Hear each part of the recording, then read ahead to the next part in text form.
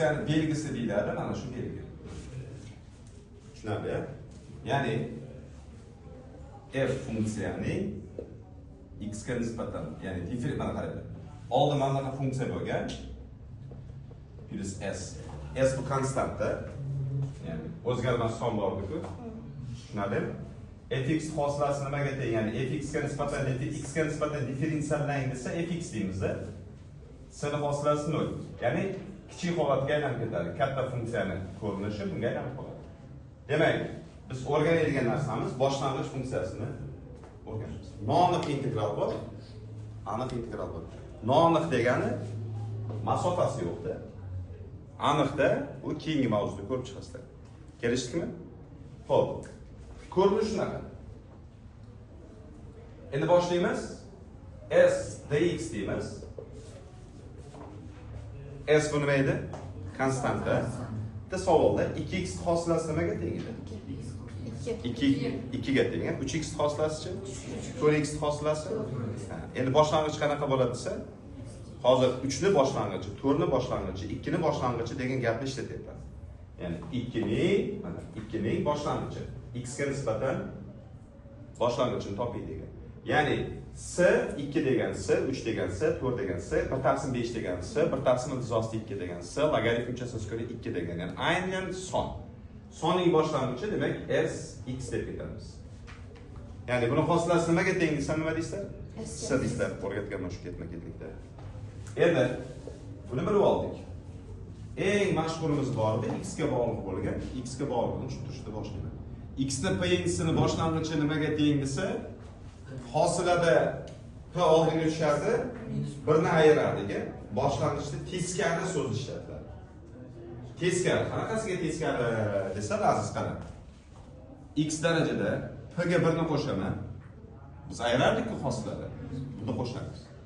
Taqsim nima deb olamiz? P plus 1 deb olamiz. Qo'shilgan s.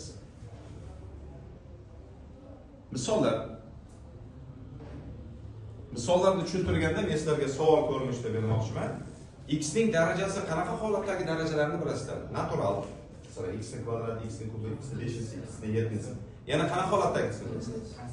X ning nimasi? -2-si, -3-si, -4-chi darajalarini nazarda tutyapman-da. Ya'ni butun ko'rinishda, kasr ko'rinishda. Kasr o'zi nima degani? X uchun. Ildiz degani-da. Ildiz degani. Tushunarli? Xuddi shularni boshlang'ichini o'rganishni boshlaysizlar demak. X ni p-si deymiz, to'g'rimi? X ni p-sining o'rniga endi p ning o'rniga 3 ni qo'yibman. Boshlang'ichi nimaga teng desa nima deyman? Boshida mana shu ko'rinishda yozishni boshlaysan. Boshida bir qo'shib, keyin buni refleks ko'rinishda qabul vositalaring tezroq yozishni boshlaysan. X ni 5-darajasini boshlang'ichi nimaga teng desa, ya'ni tepaga 1 ni qo'shganingni shunday pastga ziqillattirsang bo'ladi. Ya'ni bo'lmas ketaveradi. Kelishdikmi? Bu qanaqa holatda kelyapti? Kelyapmiz x ni n yoki p deymiz, p natural sonlar uchun. Natural sonlar uchun qanaqa hisoblanar ekan? X ni p plus 1 esa taqsim p plus 1. Ya'ni darajada natural sonlar kelgan holatini aytdim men. Endi manfiy kelib qolsa -1 x -2 x x ni -3 x 1/x ni 5-si 1/x ni 7-si yozayotganimga e'tibor beringlar-da. Kasrli ko'rinishda yozdimda, kasrsiz ko'rinishda yozdim. Ya'ni daraja ko'rinishda yozdim. Buni maslahatim nima demoqchiman? Bu ko'rinishda kelsa, daraja ko'rinishga keltirib qo'yinglar. Ha. Ya'ni hozir mana men qiynalmayman, nima qilaman? X ni -2 ga 1 ni qo'shsam necha? -1 taqsim -1 plus s. Yozilish qanaqa bo'ladi? -1 taqsim x plus s. Eslaringda bo'lsa 1 taqsim x ni hosilasi nimaga teng edi? 1 taqsim x ni hosilasi. -1 taqsim x kvadrat derdik-a. Buni minusi bilan buni beryaptimi? Ha. Bunday-chi masalan, x ni -2-si taqsim -2 plus s. Yozishimiz mumkin -1 taqsim 2x kvadrat plus s. Tushunarli bo'ldimi? Buni boshlang'ichini olayotganda, masalan, tepada son ham bo'lib qolishi mumkin. 7, tepada son bo'lishi mumkin. Izosti 3. Son bizda ahamiyatsiz. Anonday hosilada ham ana qo'ydik. Chiqarib olish degan so'z ishlatildi. Mana 7 qayerga chiqdi? Chiqib ketmadi aslida. Просто ko'paytiruvchi ko'rinishda turibdi. Izosti 3. Integral x minus 7 dx. Teng. Endi boshlang'ichi nimaga teng buni? 7 ko'paytirilgan x minus 4 taqsim 4 plus s. To'g'ri yozdimmi? Xato. Minus 7 taqsim 4 x taqsim x ni 4-si plus s. Xuddi shu bu ham. Nima?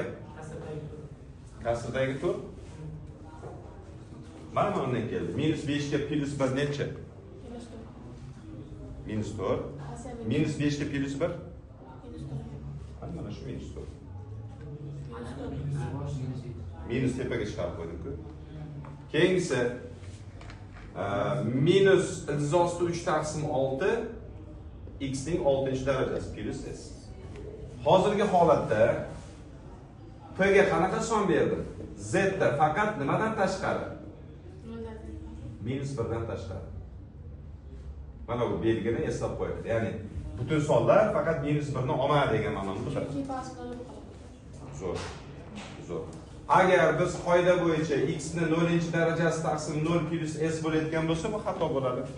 Unda qanday yechim bo'ladi desa, sizlarga eslatman. Nimaning hosilasi 1 taqsim x bo'ladi edi? Zo'r. Demak, buni boshlang'ichi nima ekan? Ln x plus s. Nima ekan bu? Ln x plus s. Tushunarli bo'ldimi? Demak, bu alohida bitta respublikachada. Buni alohida yozishim kerak. Endi tushuntirishim uchun nima uchun minus 1 dan boshlamadingiz, minus 2 dan boshladingiz degan savollaringga konkretni javob bo'ldi. Xo'p, keyingisida qaranglar. Ikki xil narsani yozaman. Ilzosda x ni yozaman, dx. 3-daraja ilzosda x ni yozaman, dx. Yoki 5 deb qo'yaman. Yokida 1 taqsim 4-daraja ilzosda x ning 5-si. Mana bu 7 ni qo'yib qo'yaman, dx. Oldiga son ham qo'yib qo'yish mumkin. Sonni yana aytyapman, doimo chiqarishni o'rganinglar. Integral belgisini tashqarisiga. Tushunarli bo'ldimi? Tushunarli bo'ldimi hozir? Qolganini x ni daraja ko'rinishida yozib qo'yadi mana. X ni 1 taqsim 3-si dx. Bunikini qanday yozaman? 5 taqsim 3-si dx. Buni qanday yozaman?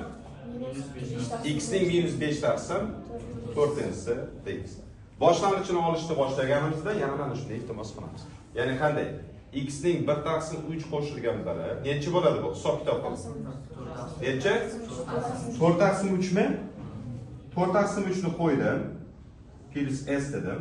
Bu qayerga chiqib ketadi 3? 3 tepaga chiqib ketadimi? Demak yozsam bo'ladi. 3 taqsim 4 deb. Tepadagini teskari yozsang bo'ldi.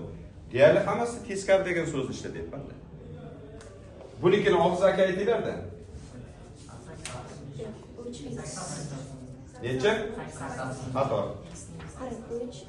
Ko'paytirilgan 3 taqsim 8 x ning 8 taqsim 3 plus s deydi. Nima uchun 3 taqsim 8 bo'ldi? Ha, 8 taqsim 3 turibdi pastda, 3 tepaga chiqdi. Tushunarli bo'ldimi? Joy qisqaligini hisobiga bunday qildi. Endi buni chiroyli yozishimiz ham mumkin. 3 taqsim 2 3-daraja nizosida x ni 8 plus s. Yo javob mana bu shaklda bo'ladi, ildiz ko'rinishda yoki daraja ko'rinishda keladi. Qaysi biri bo'lsa o'sha bilan ifodalaysizlar. Tushunarli bo'ldimi? Endi bunda nima bo'ladi desa, bunda ham xuddi shunday. Nima qilaman? 7 ko'paytirilgan x ni minus 5 taqsim 4 qo'shilgan 1 taqsim minus 5 taqsim 4 plus 1. Plus necha? S. Minus 5 taqsim 4 ga plus 1 nechini beradi? 7 ko'paytirilgan bu necha edi? Minus 1 taqsim 4. Bu qanday o'zgaradi? Minus 4 bo'lyapti. Yoki maydalab yozaymi, men tushunishlaring uchun boshda. Minus 1 taqsim 4 x ni minus 1 taqsim 4 plus s. Endi chiroyli yozish. Minus 28 taqsim 4-darajali nizosi x plus s. Tushunarli bo'ldimi? X ga qanaqa son tanladik? P ga bu yerda. Q nima edi? Ratsional sonlar. Kasrli daraja ham bo'lishi mumkin ekanda. Ya'ni darajasi kasrli bo'lsa, lekin bir xil qoidadan ishlatyapmiz. Hammasi nimaga bog'liq? Mana bunga bog'liq. Keyingisi, agar eslaringda bo'lsa, y darajasida x ni hosilasi nimaga teng? Boshlang'ichi xuddi shuni o'zi. Tushunarlimi? Hamma tushundimi? A darajasida x ni boshlang'ich hosilasi nimaga teng edi? ln da qaysi son pastga tushib ketadi?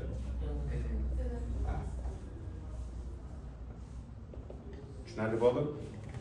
A darajasida x ni boshlang'ichi ax darajada taqsim ln a edi. Bu son edi-ku, to'g'rimi? Buni hosilasi nima desam, sizlar nima deysizlar? A darajasida x ko'paytirilgan ln a deysizlar. ln a lar qisqarib ketsa a darajasida x qoladi. Ya'ni qiziq holatda oxirida aytaman, tugatganimizdek. 1 taqsim x ni boshlang'ichi nimaga teng edi?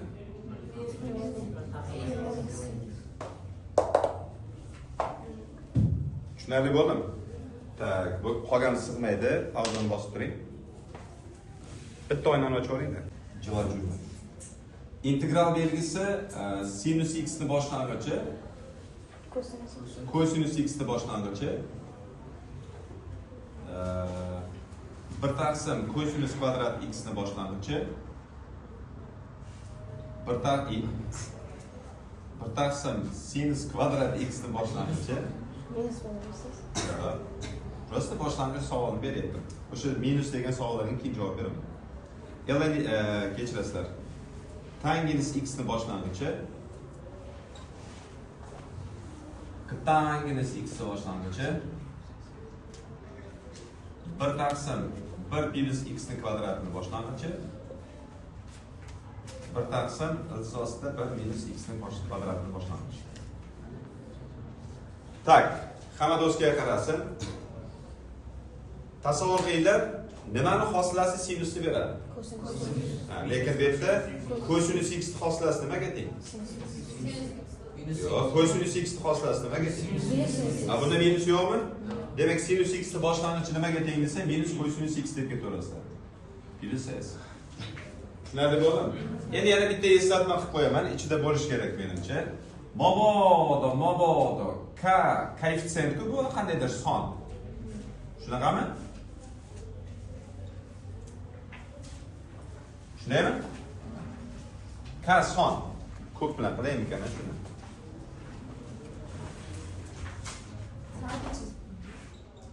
Teskari bo'lib tushadi. Biz oldiga ko'paytiruvchi qilib chiqarardik-ku, masalan, sinus 2x hosilasi nimaga teng edi? 2 kosinus 2x derdik, to'g'rimi? Ana endi boshlang'ichda shu 2 qisqarib ketishi kerak-ku. Kosinus 2x ni ikkisi nima qilar ekan pastga? Yani buni o'zgaruvchi kiritish usuli deyiladi, u keyingi mavzuda o'tiladi. Hozir bilib qo'yganingiz yon qilmaydi demoqchiman. Menga ham oson bo'ladi. Kx bo'lyapti, nima bo'ladi bu? 1 taqsim k sinus x plus s. To'g'rimi? Nima qolib ketdi? Kalar qolib ketdi. Hamma tushundimi?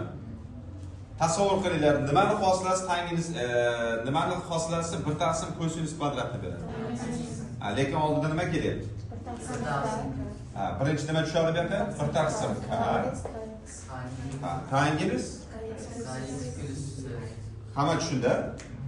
Qolganlarni ham xuddi shunday qilib ketaveraman. Faqat bu yerda minus 1 taqsim yerda k tangens kx plus s. Tushunarli? Tushunarli bo'ldimi? Tangens kx nima bo'ladi desa, ln kosinus plus s. Modulda 1 taqsim k i oldida minus. Qanaqasiga shunaqa chiqdi? Sizlarga savol. Bu nimani hosilasiga o'xshaydi? Murakkab funksiyaning hosilasiga o'xshayaptimi? Birinchi nimadan hosil olaman? Yo'q. Kx dan hosil olaman. Kx hosilasi nimaga teng? K ga teng. Klar qisqarib ketadi. Keyin nimadan hosil olaman? Kosinus Kx ning hosilasi boshlang'ich funksiyasida ham xuddi shunday. U qo'shilgan yoki ayrilgan v ni qandaydir boshlang'ichi nimaga teng desa, u plus minus v kattasini yozdim endi. Tushunarlimi?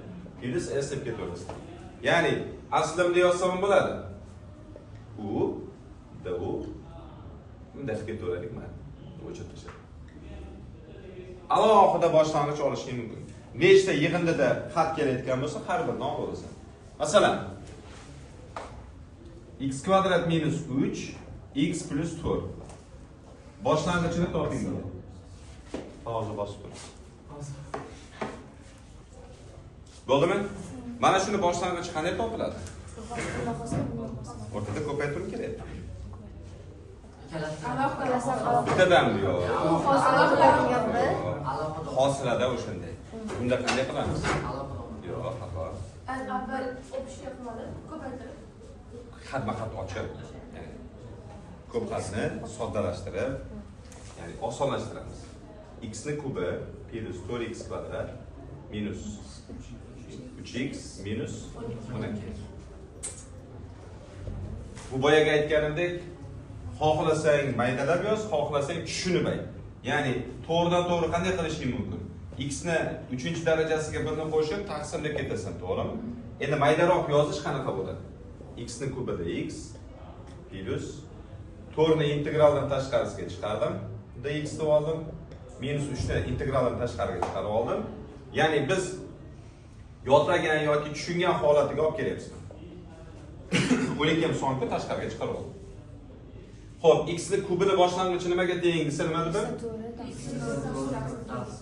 Yo maydalab yozaymi? O'rganishlaring uchun yo maydalab yozay, yo nima qilay? Bo'ldi. X darajada 3 qo'shilgan 1 taqsim 3 qo'shilgan 1 plus 4 ko'paytirilgan x ni 2 qo'shilgan 1 taqsim 2 qo'shilgan 1 minus 3 ko'paytirilgan x ni 1 qo'shilgan 1 taqsim 1 qo'shilgan 1 minus 12 sonning har qanday sonni hosilasi 0 ga teng edi, lekin masalan sx ni hosilasi nimaga teng edi? S ga tengmidi? Xuddi shunday 12 dastlab qanaqa bo'lgan degan savol keladi. Demak, birni boshlang'ichi nimaga teng desa, x ga deslar plus s. Endi chiroyli yozish. X ni 4 taqsim 4. 4 taqsim 3 x ni kubi.